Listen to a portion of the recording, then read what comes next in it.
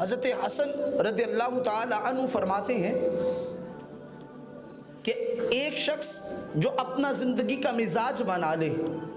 کہ وہ لوگوں کے ساتھ مذاق ہی کرتا ہوں، لوگوں کا مذاق اڑاتا رہتا ہوں، جس کا زندگی کا شہوہ بن جائے میں نے لوگوں کا مذاق اڑانا، جاتے ہوئے بزرگوں کا مذاق اڑا لیا، بچوں کے ساتھ مذاق کر لیا،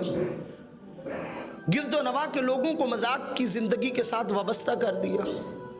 یعنی اس کا مزاج یہ بن گیا کہ بس لوگوں کا مذاق ہی اڑانا ہے۔ حضرت حسن رضی اللہ تعالیٰ عنہ فرماتے ہیں جو دنیا میں لوگوں کا کثرت سے مذاق اڑاتا ہوگا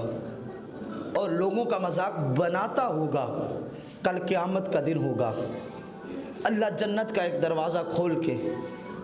وہاں پہ کھڑے ہوئے بوابوں سے کہو گا اسے آواز دو کہ فلاں بندے آ جا تیرے لیے جنت کا دروازہ کھلا۔ وہ بندہ دوڑتا ہوا آئے گا، جب جنت کے دروازے پہ پہنچے گا جنت کا دروازہ بند کر دیا جائے، پھر دوسرا دروازہ کھول کے اسے آواز دی جائے گی یہاں سے آ جا